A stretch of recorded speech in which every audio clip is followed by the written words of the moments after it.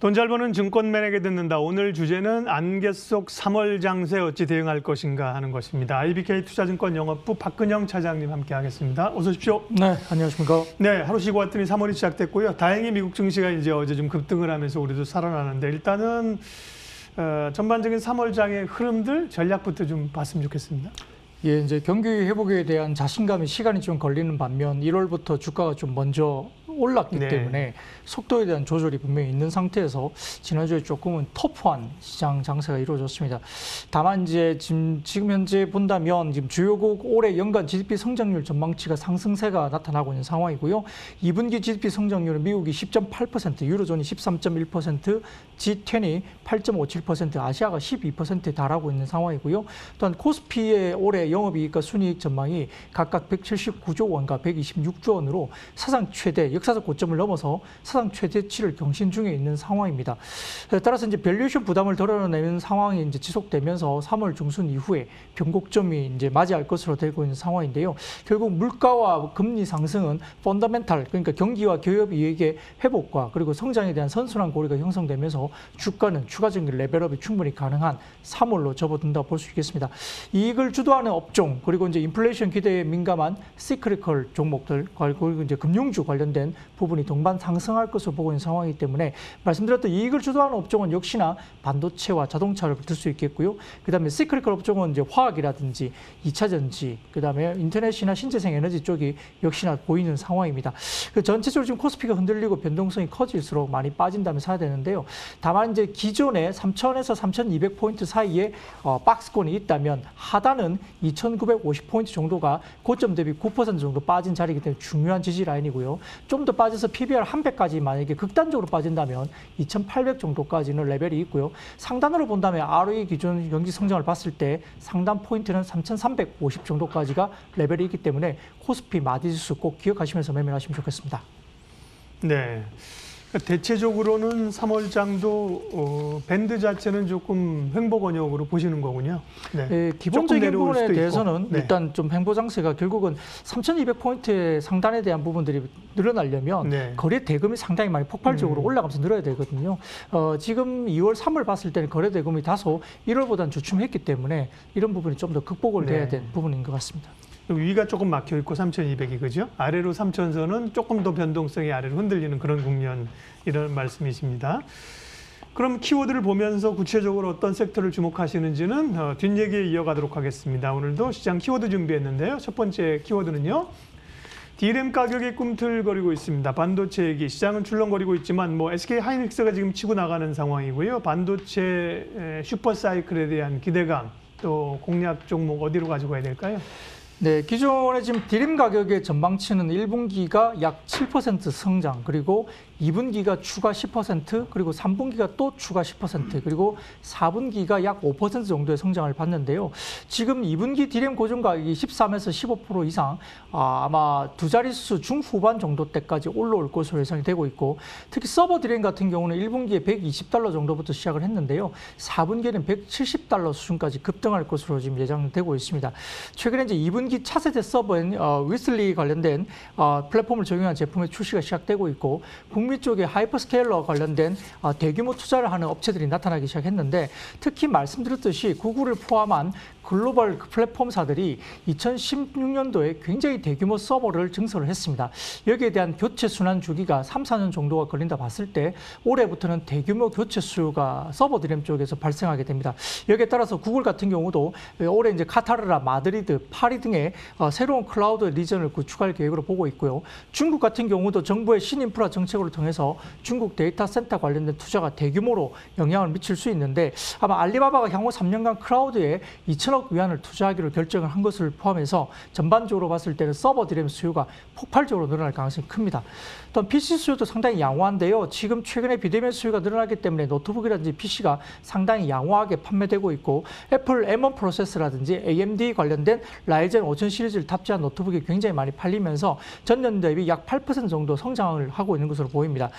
또한 이제 투자나 기술 이슈 때문에 공급 증가세가 상당히 억제되어 있는 부분이기 때문에 작년부터 신규 투자는 삼성전자나 하이닉스가 굉장히 억제하고 있었고요. 올해도 작년하고 거의 비슷한 수준 정도의 투자가 이루어질 가능성이 높기 때문에 공급은 상당히 제한적입니다. 또한 최근에 이제 엔비디아의 RTX 30 시리즈 같은 경우도 신제품이 게임 수요나 암호화폐 채굴 등에 대한 특화된 서버들을 냈는데요. 전체적으로 이러한 부분들이 굉장히 지금 없을 정도로 쇼티지가 날 정도로 지금 판매가 되고 있기 때문에 수요가 굉장히 급증하고 있습니다. 따라서 최근 들어서 수요가 약 작년 대비 올해가 18% 증가될 것으로 전망되고 있는 반면 공급 측면은 약 디램 출하량이 12% 정도 출하에 그칠 것으로 보고 있기 때문에 전체적으로는 쇼티지가 계속 나면서 가격이 굉장히 강하게 올라오고 있죠. 그래서 디램 같은 경우는 올해 1분기부터 굉장히 강하게 올라오면서 연간 단위로 상당히 많이 올라오고 있을 것 같고요. 낸드 같은 경우는 2, 3분기 이후부터 BB 수준 이상 굉장히 올라오기 때문에 낸드가 하반기에 또다시 올라온다는 점에서는 반도체 빅사이클에 대한 이슈는 상당히 강하게 작용될 것으로 보고 있습니다. 따라서 탄력도로 본다면 삼성전자보다는 SK 하이닉스가 좀 더 탄력도가 높은 판매이고요. SK 하이닉스가 좀 더 강하게 올라가고 있는데 삼성전자는 다소 이제 연기금이라든지 이런 부분에 대한 매도 물량이 조금 있다는 점에서 수급적으로 좀 불리하긴 하지만 결국은 최근에 1개월 내에 SK 하이닉스가 먼저 아웃퍼폼하면서 괴리가 벌어진다면 결국 시간적으로 삼성전자가 따라 올라갈 수 있다는 점도 감안해야 할 것 같습니다. 예, 반도체는 역시나 뭐 대표 종목으로 삼성전자와 SK 하이닉스가 조금 더 앞서 있습니다. 뭐 소부장도 분명히 관심권에 있으시겠지만 거기 또 종목들이 많으니까 오늘은 좀 넘어가도록 하겠고요. 두 번째 시장 키워드 살펴보겠습니다. 삼성전기가 소위 이제 10배 광학줌, 폴디드 줌 카메라 모듈을 양산한다고 해서 기대감을 모으고 있는데요. 새로 나온 얘기는 아니고 사실 예전부터 있었는데 카메라가 이제 카메라 성능이 카툭튀라고 이제 툭 튀어나오지 않으면서 이렇게 10배 줌을 구현할 수 있다는 게 이제 삼성전기 얘기 아니었습니까? 그러면 이제 이게 주로 애플이나 삼성전자나 다 이제 적용이 되는 건가요?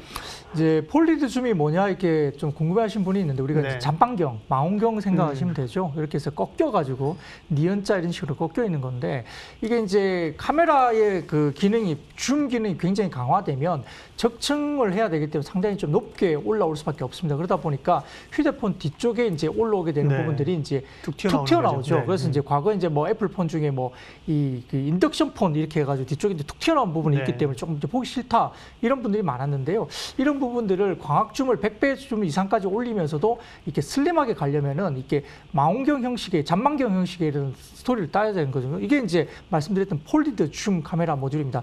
여기에 따라서 이제 지금 이게 삼성전자와 자화전자가 공동 개발한 특허를 가지고 있었기 때문에 과연 이제 삼성전기 쪽에서 이제 가는 것들이 애플 쪽에 들어갈 것인가 이슈가 됐지만 최근에 이제 애플이 이제 이런 쪽에서 결국 이제 모델 채택을 하기로 이야기가 된 상황이고요. 그리고 이제 삼성전자 관련된 갤럭시 A 폰도 올해 2분기부터 고가 영역 그러니까 A52 라인이나 이제 A72 라인에 전체적으로 지금 폴리드 폰 관련된 부분도 카메라 모듈이 진입될 것으로 지금 이야기가 되고 있습니다. 따라서 폴리드 카메라와 고화소 카메라 관련된 비중 확대가 수익성 개선에 삼성전기에 상당히 큰 폭의 영향을 미칠 것으로 보고 있는 상황이고요. 특히 이제 그 삼성전자가 폴리드 줌 카메라 관련된 특허를 보유한 코어 포토닉스를 인수를 했기 때문에 삼성전기에서 카메라 모듈을 개발을 하면서 전체적으로 지금 삼성전기가 핵심적으로 이제 어떤 특허를 갖고 있는 상황이고요. 여기에 따라서 이제 삼성전자가 결국은 이제 지금 카메라 쪽에서 승부를 걸면서 애플도 그걸 하지 않을 수 없기 때문에 이 특허를 가지고 있는 삼성전기 제품을 쓸 수밖에 없는 상황입니다. 여기에 따라서 폴리드 줌 기능 같은 경우는 점차 보급폰으로 확대되면서 계속적으로 이제 좀 영역에서 굉장히 좀 확대 적용될 것으로 보고 있습니다. 여기다가 삼성전기가 또 뭐가 있냐면 오늘 같은 날에 올라가는 또 하나 이슈가 MLCC 관련된 이슈입니다. 최근에 이제 야교 같은 경우가 이제 좀 다소 보수적인 가이던스를 냈지만 대만 업체들이 지금 1분기, 2분기 접어들면서 MLCC 가격을 좀 상승시킬 것이라는 인상 보도가 나오면서 실질적으로 MLCC 가격이 올라갈 수 있을 것이라는 이야기가 나오고 있습니다. 여기에 따라서 믹스 변화라든지 가격 인상 가능성이 상당히 제기되면서 삼성전기의 수요로 이야기되고 있는 상황인데요. 특히 이제 TV 대형화라든지 스마트폰이 5G로 이제 전환이 되면서 전반적인 부분에서 가격 인상이 이야기가 되고 있는 상황이고요. 또한 이제 지금 자동차의 전장화라든지 자율주행화로 변화되면서 MLCC 가격이 전장용 MLCC 가격도 상당히 올라갈 수밖에 없는 구조다 볼 수 있습니다. 여기다가 반도체 기판까지도 지금 따라서 올라오고 있는 부분인데요. 특히 이제 FC, BGA 같은 경우도 상당히 지금 수요가 많이 영역되고 있는데 PC 수요라든지 서버형 투자가 예약되면서 이와 같은 반도체 기판도 올라오고 있고 FC 그 CSP라는 것도 있는데요. 여기 스마트폰의 AP 사양이 고사양화되면서 이러한 반도체 기판도 가격 상승에 대한 이슈가 있기 때문에 전방위적으로 삼성전기가 가지고 있는 반도체 기판 사업 그리고 MLCC 사업과 그리고 이제 카메라 모듈 사업이 다 올라온다는 점에서 상당히 긍정적으로 아직은 접근 가능하겠습니다. 네, MLCC 모멘텀도 있었죠. 삼성전기, 뭐 사막 컨덴서 이런 종목이 관심사인데 그러면 이 분야의 탑픽은 역시나 삼성전기입니까? 네, 삼성전기 보셔야 될 것 같고요. 네. 같이 따라가는 종목이 사막 컨덴서 네. 그리고 추가적으로 관심을 가질 종목은 아모텍 정도 말씀드리겠습니다. 네. 시장 키워드 세 번째 읽도록 하겠습니다. 이제 코로나 백신 접종이 국내에서도 시작이 됐는데요. 그러면서 소비에 대한 기대감이 있고요. 유통가에서 백화점 또 이제 여의도의 현대백화점이 새로 입점하지 않았습니까? 관련해서 뭐 의류라든지 뭐 이런 쪽에 있습니다. 유통 쪽 주목해서 볼 기업 좀 알려주세요. 네, 뭐 주말 사이에 이제 더 현대가 이제 여의도에 열렸는데요. 네. 다소 코로나 사태가 상당히 지금 우려소를 만큼 거의 뭐 사람들이 인산인해를 이루었다. 뭐 좀 우스갯소리로 서울 사람들은 다 와봤다. 뭐 이런 이야기까지 들릴 정도인데 일매출이 20억을 넘었다고 이야기 들면서 시장의 추정을 훨씬 초과하는 매출액이 나오면서 오프라인 이 백화점에도 상당히 지금 내수 관련된 온기가 벌어지고 있다는 이야기가 나오고 있습니다. 그럴 수밖에 없는 거예요. 지금 이제 백화점이나 대형마트, 가정 양팡점 같은 경우는 백신이 이제 맞기가 시작하면서 상당히 좀 사람들이 안심하고 좀 어느 정도 나들이라든지 오프라인 매장을 좀 둘러보고자 하는 욕구가 상당히 강해질 수밖에 없는데요. 백화점 같은 경우는 롯데가 전년비 6% 그리고 현대가 14%, 신세계가 20% 고성장한 것으로 1, 2월 유통업체들의 실적이 나오고 있는데 신세계가 유달리 좀 고성장한 이유는 명품관이 많이 있기 때문입니다. 따라서 신세계가 20%대 고성장을 했고요. 대형마트인 경우도 롯데와 이마트가 각각 4% 정도 성장을 한 것으로 보고 있습니다.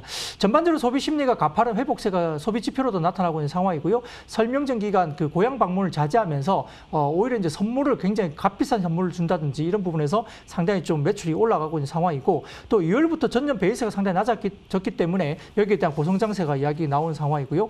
또 이제 전체적으로 지금 3월 기저효과가 있습니다. 전년도에 코로나19 때문에 3월 백화점이나 대형마트가 전년 매출이 각 40%와 14% 감소를 했었기 때문에 올해는 3월 기저효과가 굉장히 크게 작용되는 점에서 1분기 어닝 서프라이즈의 가능성이 상당히 높습니다. 따라서 1분기 실적 모멘텀에 대한 기대가 가시화되면서 유통업종에 대한 관심도가 상당히 높아질 수밖에 없는데요.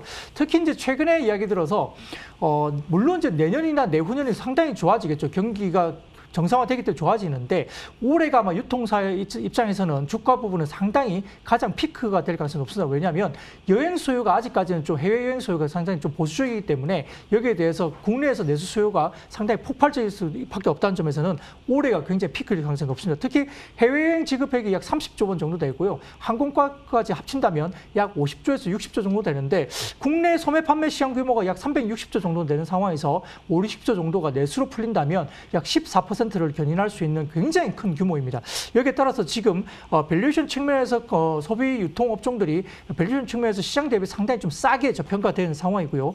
또한 이제 가파른 소비 심리가 회복세에 있다는 게 확인되고 있는 상황이고 코로나19 백신 접종이 되면서 서비스업과 고용지표 회복을 확인하면서 내수업종 관련해서는 굉장히 강하게 아마 수급도 접어들 수도 있습니다. 따라서 이마트라든지 백화점, 편의점, 아모레퍼시피카 같은 화장품 업종까지 상당히 좋게 수급적으로 나타날 수가 있는 실적 턴어라운드 본격적으로 나타나고 있는데요.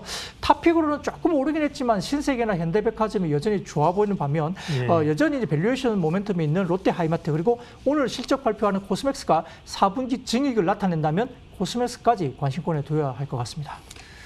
유통 관련주 가운데 특별히 이제 백화점 관련주도 좀 주목해서 보자는 말씀이었습니다. 돈 잘 버는 증권맨에게 듣는다 시장 키워드로 시장 읽었습니다. IBK 투자증권 영업부 박근영 차장님 함께했습니다.